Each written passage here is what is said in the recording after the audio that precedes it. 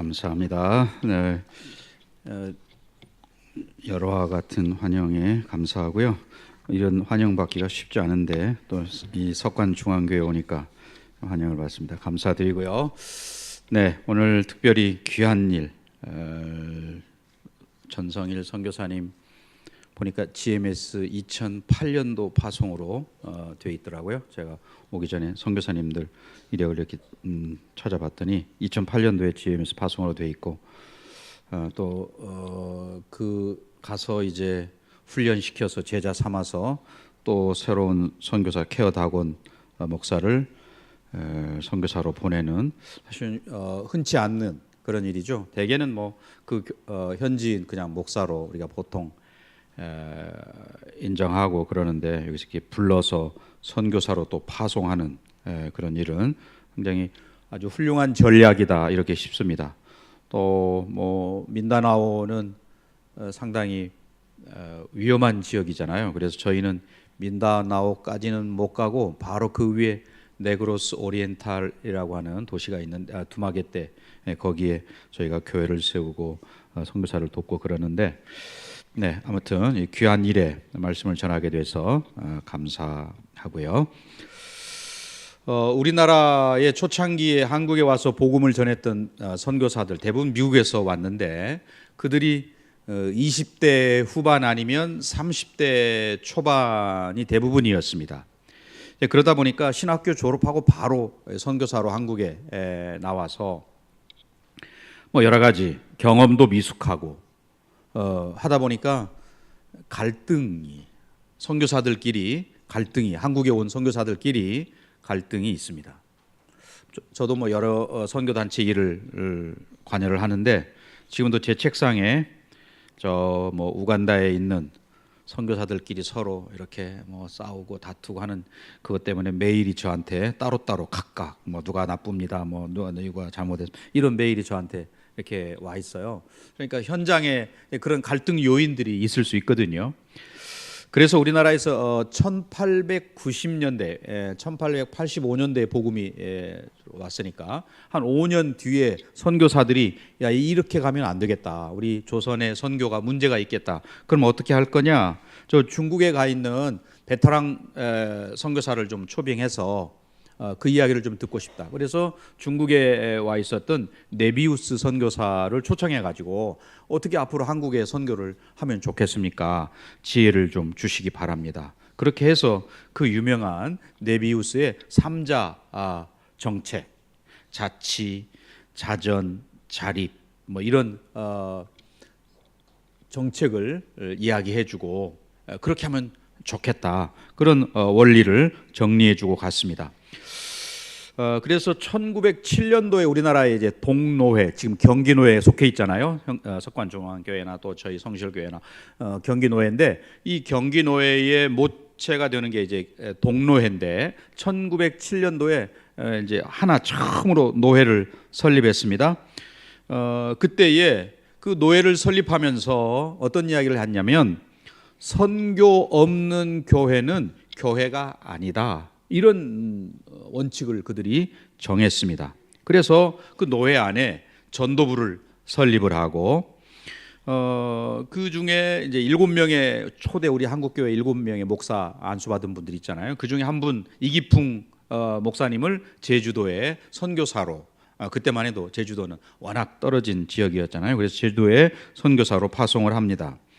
또 그 2년 후에 1909년이겠죠. 2년 후에 최관hl 목사를 블라디보스톡에 선교사로 보내고 또 그때 한석진 목사를 일본에 선교사로 보내고 또 평양 여전도에서는 이관선이라는 분을 제주도에 5년 동안 또 선교사로 보내고 나중에 1909년도에 우리나라의 그 유명한 100만인 구령운동 그때 뭐 숫자도 얼마 되지 않는데 우리가 100만 명을 전도합시다 이렇게 거창한 슬로건을 놀고 시작을 했었는데요.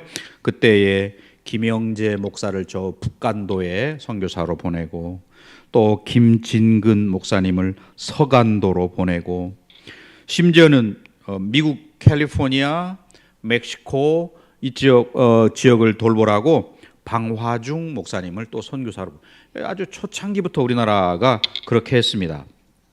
그리고 1912년도 이제 대한예수교 장로회 총회가 시작이 되는데 그때 중국 산동성 공자의 고향이 있는 곡부 쪽이잖아요. 그 산동성에 선교사 파송할 것을 총회에서 결의했습니다. 3명의 선교사를 그때 보냈었는데 그 선교사 서병순 선교사, 또 김영훈 선교사, 박태로 선교사 이 세 분을 보냈는데 그분들이 그 선교 현장에 가가지고 잘 적응을 못했어요. 여러 가지 문제가 있어서 서병순 선교사님은 병으로 돌아가셨고 김영훈 선교사님은 아이고 나 여기 중국 선교 못하겠습니다. 미국으로 가야겠습니다. 미국으로 가셔버렸고 박태로 선교사님은 아이고 나 선교 못하겠습니다. 한국으로 다시 돌아오셨고 그래가지고 총회가 이거 안 되겠다. 왜 그런지 조사를 하기 위해서 조사단을 파견했어요. 그 조사단 책임자가 누구였냐면 방효원 목사입니다. 그분을 중심으로 문제가 뭔지 조사해 와서 보고해라.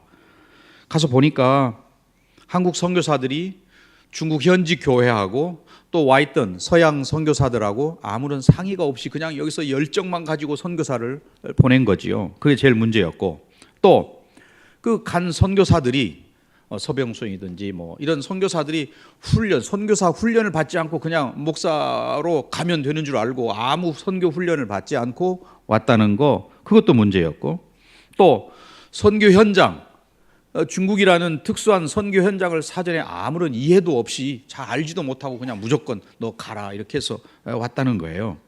그게 문제가 돼서 이런 저런 보고를 이제 총회에다 하고 그리고는 그 보고했던 방효원 목사님이 내가 이제 선교사로 가겠습니다. 1917년도에 선교사로 가시거든요. 산동 지역으로 다시 갑니다. 그리고 그분의 아들이 20년 후에 다시 거기 중국으로 선교사를 가는데 그분이 우리가 잘 아는 방지일 목사지요. 그러니까 방지일 목사의 아버지 방효원 목사가 이미 선교사로 가 있었고 그 다음에 20년 후에 아들이 또 아버지 뒤를 이어서 가서 그 방지일 목사님은 1957년도까지 중국에 선교사로 있다가 오셨잖아요. 그리고 2014년도 104살에 돌아가셨는데 102살까지 설교하셨어요. 그분이 대단한 분이죠. 설교를 위해서 몇 가지 조사하다 보니까 2017년 12월에 우리 한국이 170개국에 27,436명의 선교사를 보냈고 우리 GMS 2018년 작년 연말 통계를 보니까 2,525명의 선교사들을 저희가 보낸 것으로 이렇게 조사가 됩니다.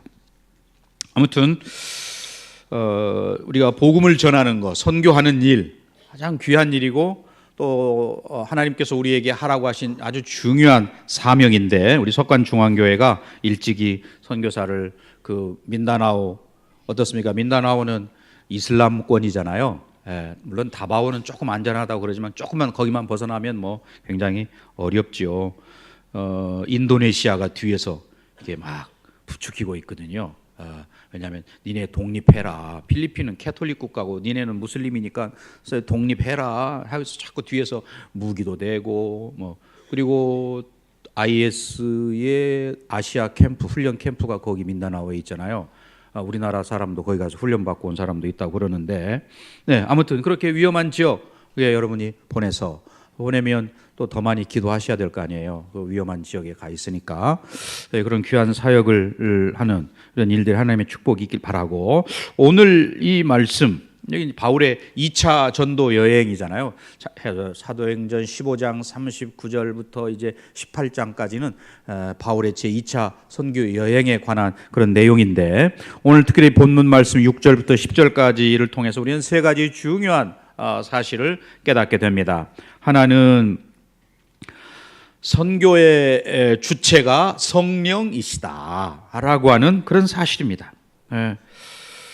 이제 여러 교회들, 아시아의 여러 교회들이 1차 전도 여행 때 복음을 바울이 전해서 들려오는 소식이 이제 믿는 자의 수가 더해가고 교회들마다 성장한대더라 라고 하는 이야기를 듣습니다. 그러니까 그 아시아, 소위 소아시아죠. 터키를 비롯한 그 소아시아의 선교 전망이 굉장히 밝은 거예요. 좋은 소식들이 막 들려오니까. 그래서 바울은 이제 한 번 더 2차 선교 여행 때에도 다시 소아시아, 아시아 지역에 1차 때 복음을 뿌린 그 지역을 한 번 더 가보고 싶은 거죠. 그게 이제 6절의 말씀입니다. 오늘 아까 본문 6절, 성령이 아시아에서 말씀을 전하지 못하게 하시거늘 부르기아와 갈라디아 땅으로 다녀가. 네. 왜 성령께서 그러면 어떻게 바울을 못 가도록 이렇게 막으셨겠는가? 뭐 여러 가지 설이 있습니다. 뭐 바울이 설사가 나서 뭐 못 갔다, 뭐 여러 가지 설이 있는데 그건 성경이 말하지 않기 때문에 우리가 뭐 거기에 대해서 이렇게 이런저런 이야기할 수가 없는 거죠. 아무튼 성령께서 여러 가지 방법으로 가지 못하게 막으셨어요. 바울은 아시아의 복음을 전하려고 자꾸 북쪽으로 이렇게 가기를 원했는데 오히려 아시아 그 동북부였던 부르기아와 갈라디아 땅을 다녀서 그 다음에 무시아 앞에 이르는 그런 상황이었습니다. 그러니까 그 아시아의 복음을 전하니까 아시아 사람들이 복음을 잘 받아들이고 하는 그것 때문에 바울의 마음속에 아마 깊은 인상을 가졌던 것 같아요. 또 물론 그들이 그 아시아 지역의 사람들이 우상 숭배와 또는 그 마술, 그냥 마술이라고 되어 있지만 원래는 그 블랙 매직이라고 하는 그런 거죠. 또 음행과 뭐 이런 것들에 빠져 있기 때문에 바울이 그들을 도와야만 했다. 그래서 바울이 흑해 바로 아래에 있는 그 비두니아로 가고자 했던 거죠. 그런데 예수의 영이 허락지 않는다 하는 것을 오늘 본문이 봅니다. 그 말은 다른 말로 하면 성령께서 허락하지 않았다. 예를 들어 뭐 버스를 탔는데 그런 경험도 있으시죠? 탔는데 엉뚱한 방향으로 차가 갑니다. 또 내려서 또 이제 갈아탔는데 더 엉뚱한 데로 가기도 하고 또 뭐 차를 또 바꿔 탔는데 그 차가 펑크가 나서 못 가기도 하고 뭐 이런 이상한 일들이 일어나는 거죠. 오늘 여기 바울이 바로 그런 거죠. 성령께서 그의 가는 길을 못 가게 하는 거죠. 제대로 되는 일이 없고 그런 걸 보면서 복음의 주체가 성령이시구나. 성령께서 길을 여시기도 하지만 또 막으시기도 한다. 우리가 여러 가지 많이 걱정하던 선교 현장에 지금 여러 가지 어려운 일들이 많이 있죠. 저도 내일부터 방콕에서 태국 선교사님들, 미얀마 선교사님들 한 200명 모아놓고 뭐 여러 가지 선교 전략과 이런 거 하는 대회 내일 가거든요. 그런 선교 현장의 어려운 이야기들, 자꾸 길이 막히고 복음을 못 전하게 하고 또 요즘은 선교사들이 비자 전쟁입니다. 비자를 어떻게 하면 얻느냐? 1년짜리 비자 얻느냐? 미얀마는 70일 만에 한 번씩 비자를 얻어야 되거든요. 70일 만에 한 번씩 나갔다 와야 돼, 선교사들이. 그러니 참 힘들죠. 가까운데 가기도 하고. 그래도 한국 왔다 가면 이제 1년짜리 주기도 하는데 한국 아닌 가까운데 뭐 태국이나 뭐 베트남이나 이런 데 갔다 오면 70일짜리밖에 안 주거든요. 그러니까 참 어려운 상황. 이 선교가 비자와의 전쟁일 수밖에 없는 그런 상황에 놓여 있는데 보면 자꾸 길이 막히는 거예요. 그러나 우리가 분명히 믿는 것은 하나님께서 이렇게 길을 막으실 때에는 또 다른 길을 여신다. 지금 우리 한국의 복음의 서진을 통해서 자꾸 복음이 이제 우리 한국에서 저 중국으로 인도로 이렇게 넘어가는 그런 과정을 우리가 선교 현장에서 보잖아요. 그런데 다 거기에도 하나님의 뜻이 있다라고 하는 것을 우리가 분명히 믿는데 오늘 바울이 자기의 계획으로는 아시아로 다시 한번 가서 복음을 전하고자 하는 그런 열정 그리고 그런 준비 뭐 이런 것들을 했어요. 그런데 성령께서 막으셨다라고 하는 걸 통해서 선교는 성령께서 주체가 되시는구나. 사람이나 교회나 누가 개인이 하는 게 아니고 성령께서 하시는구나. 저희 교회 출신 중에 브라질에 간 박동주 선교사가 있는데 브라질에 거의 이제 30년 가까이 있는데 원래 그 친구는 아프리카로 선교사를 가려고 준비를 열심히 오랫동안 준비했어요. 제가 알기로는 한 6년 이상 아프리카 가려고 준비를 했는데 아프리카는 길이 안 열리는 거예요. 결국 브라질로 갔어요. 브라질에. 그랬더니 또 하나님께서 놀라운 일들. 예비군 훈련 빨리 오는 방법이 남자들 뭐가 있죠? 훈련 가서 정관 수술 받으면 빨리 집에 돌려보내잖아요. 그래서 우리 그 선교사님이 집에 빨리 가려고 가서 이제 정관 수술을 했거든요. 군대 예비군 훈련 가가지고. 근데 브라질에 가서 셋째가 태어났어요. 그래서 그 셋째 아이는 거기서 태어났기 때문에 시민권이 바로 나옵니다. 브라질 시민권이 굉장히 까다로운데 그 아이가 시민권을 받으니까 엄마 아빠도 어떻게 할까요? 시민권이 나오는 거죠. 바로 놀라운 우리가 생각할 때는 상상을 뛰어넘는 있을 수 없는 그런 일들도 일어나게 되는 거죠. 선교 현장에서 가능한 일이죠. 물론 성령께서 특별하게 역사하셔서 아무튼 이 성령께서 선교의 주체가 되신다라고 하는 사실은 예나 지금이나 변함이 없는 사실이에요. 우리 석관중앙교회가 이번에 큰 일을 선교사님한테 뭐 승합차도 사준다고 그러지, 또 우리 이 케어다군 선교사님을 선교사로 파송해서 후원한다고 그러지, 참 귀한 일들을 하는데 이 모든 일들이 성령께서 하시는 일인 줄 믿습니다. 두 번째로 바울은 이제 환상을 보는 거죠. 8절과 9절의 내용이 바울이 보는 환상의 이야기입니다. 8절에 보시면 바울이 성령께서 이제 길을 막으시니까 이번에는 북쪽으로 안 가고 서쪽 드로아 있는 대로 내려갔어요. 또 그러니까 뭐 두 번이나 길이 막히니까 아무래도 마음에 좀 꺼리낌이 있겠죠, 바울도. 그래서 드로아로 이제 갔는데 아시아 선교를 하려고 하는데 왜 하나님께서 막으실까? 그때 뭐 아마 밤에 잠을 못 자고 걱정하고 또는 몸을 뒤척이며 그러는 중에 환상을 봤을 거예요. 하나님께서 그 환상을 통해서 그의 길을, 방향을 설정해 주시는 거죠. 그 환상의 내용이 뭐예요? 9절에 보면 마게도냐 사람, 그리스 반도의 북쪽 지방, 그 뭐 빌립보나 데살로니가 아니면 베레아 이런 도시가 있는 바로 그 마게도니아 사람 하나가 서가지고 헝클어진 머리를 가지고 정말 힘없는 그런 손짓으로 빨리 와서 우리를 좀 도와주세요. 건너와서 우리를 도와주세요. 이렇게 이야기하는 거죠. 인간적인 면으로 보면 그 마게도니아 지역의 사람들은 사실 부족함이 없는 사람들입니다. 헬라 문화가 꽃핀 곳이 바로 거기죠. 고린도 같으면 고린도에서는 뭐 다닐 때, 길거리 다닐 때 철학자를 만나지 않고는 길을 지나갈 수 없다. 뭐 그런 도처에 철학자가 널려 있는 게 고린도잖아요. 또 뭐 로마 문명이 꽃을 피워서 정말 화려한 찬란한 그런 생활을 하고 있는 사람들입니다. 대다수의 사람들이 문학가 연척하기도 하고 많은 사람들이 뭐 지성인이라고 그러고 또 우리는 선진국 사람이다, 야만인이 아니다, 우리는 선진국 백성이야, 이런 프라이드가 있는 그런 사람들이었습니다. 그런데 사실은 그들은 영적인 관점에서 보자면 불쌍한 사람들이죠. 왜냐하면 뭐 불안하기 때문에 점을 치고, 점쟁이들에게 가서 점을 치고 미신과 악령에 시달리는 그런 사람들인 것이죠.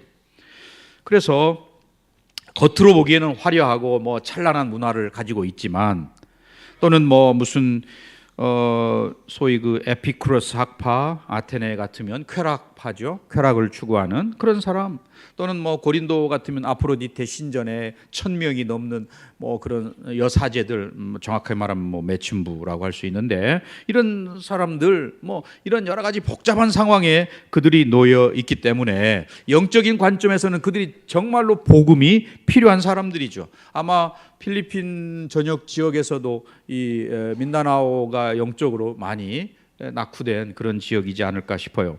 저희가 돕는 그 두마게 때는 상당히 좋은 지역이거든요. 왜냐하면 그 실리만 대학이라는 아주 좋은 대학이 있고, 또 거기가 교육과 문화의 도시고 또 라모스 대통령이 거기 출신이고 뭐 그래서 과거에 굉장히 혜택을 많이 받고 살기 좋은 동네입니다. 저희가 선교하는 그래 저희는 좀 안전한 데를 하고 있고 여러분들은 좀 위험한 지역에 선교를 하고 있는 거예요. 여러분이 잘 하시는 거죠, 사실은.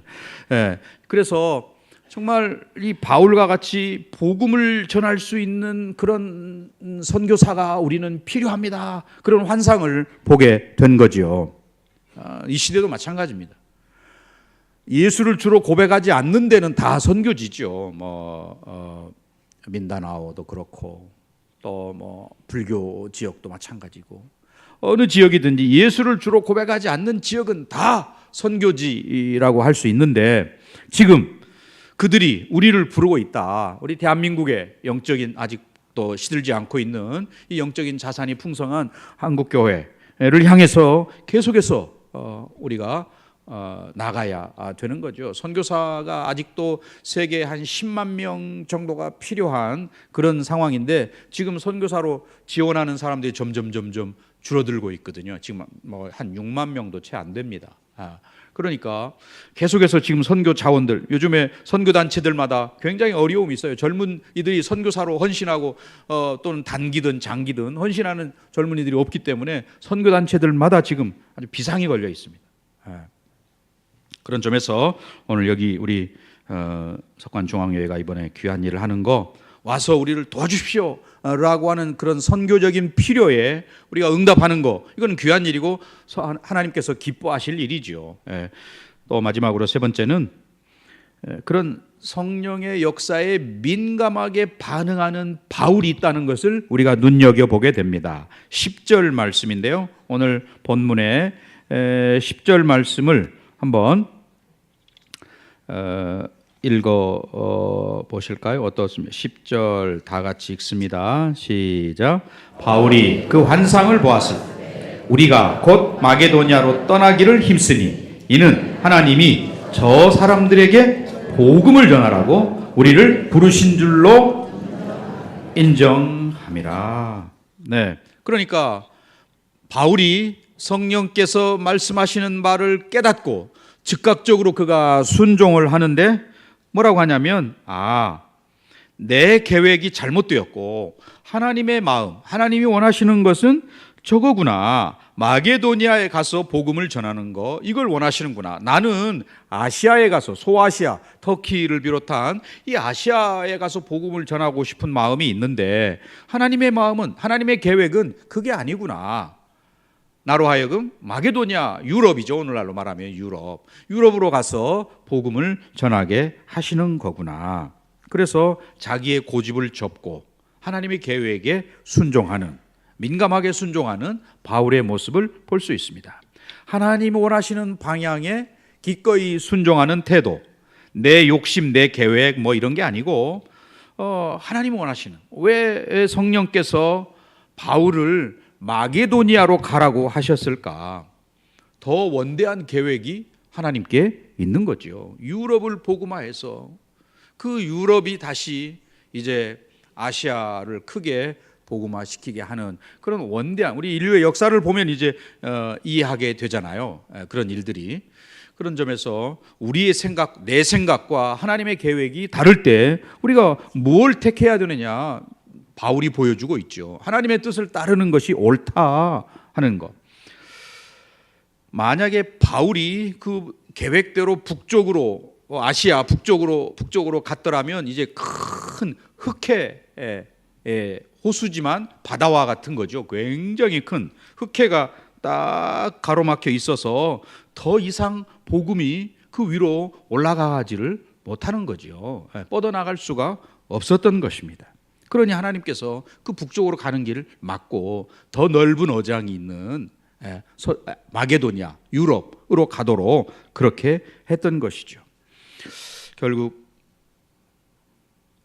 때로는 우리는 모르기 때문에 막힌 길, 그게 잘 안 보여서 그렇지 조금만 더 가면 흑해가 가로막혀 있다라고 하는 사실을 나중에 알게 될 거예요, 바울도. 그러나 성령께서 미리 아시고 그의 걸음을 마게도냐로, 유럽으로 인도하시는 하나님의 놀라운 완벽한 계획, 우리도 늘 직장, 교회, 가정만 왔다 갔다 하다 보면 사실은 하나님의 계획, 하나님의 뜻 이런 걸 많이 생각하기가 어렵죠. 그런데 좀 일상을 벗어나서 좀 높은데 63 빌딩이라도 요즘은 또 저 롯데 타워 123층인가요? 거기 올라가서 내리다 보면 그저 밑이 다 보이고 또 밑에서 그 사람들이 아주 개미만하게 보이는 거 알 수 있습니다.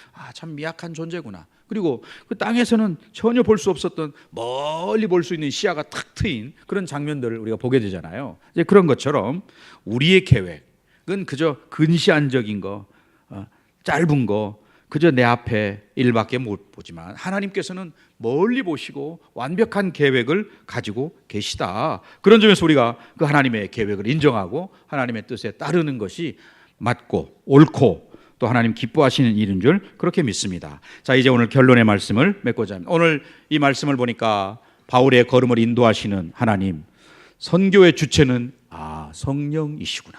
교회도 아니고 어떤 사람도 아니고 또는 어떤 단체도 아니고 성령께서 이끌어 가신다. 그렇기 때문에 사실 우리에게 희망이 있는 거죠. 이 길이 막히고 저 길이 막히고 또 선교가 안 됩니다. 할 수 없습니다. 여러 가지 부정적인 소식이 많이 들려온다 할지라도 여전히 선교는 성령께서 주체가 되셔서 이끌어 가신다라고 하는 것과 그때 필요한 것은 바울은 환상을 보는 거였습니다. 우리가 비전이라고도 해석을 하죠. 하나님께서는 다양한 방법으로 역사하신다. 이 길이 막히면 저 길이 열리고 사방이 막히면 하늘로 향한 길이 뚫리는 이러한 것들이 하나님의 방법임을 우리가 알고 환상을 보는, 꿈을 꾸는 하나님의 마음, 하나님의 비전을 같이 공유하는 우리 모두가 되시기를 바랍니다. 무엇보다도 그 일을 이루기 위해서는 성령의 역사에 민감하게 우리가 순종해야 되겠구나. 바울이 그러할 때 성령께서 그를 놀랍게 사용하셨습니다. 우리 석관중앙교회가 오늘 전성일 선교사님을 또 케어다곤 선교사님을 파송하고 또 아름답게 섬기는 일에 하나님의 놀라운 역사 함께 하시길 바라고 성령께서 축복하시는 귀한 사역이 되시기를 간절히 소원합니다. 기도하겠습니다. 사랑하신 아버지 하나님, 말씀을 들었습니다. 성령께서 여기까지 인도하시고 또 앞으로도 이끌어 가실 줄 믿습니다. 오늘 이 일을 위해서 선교사님을 세우고 파송하는 귀한 일 주께서 간섭하시고 역사하시고 은혜 더하여 주시옵소서. 예수님의 이름으로 기도하옵나이다. 아멘.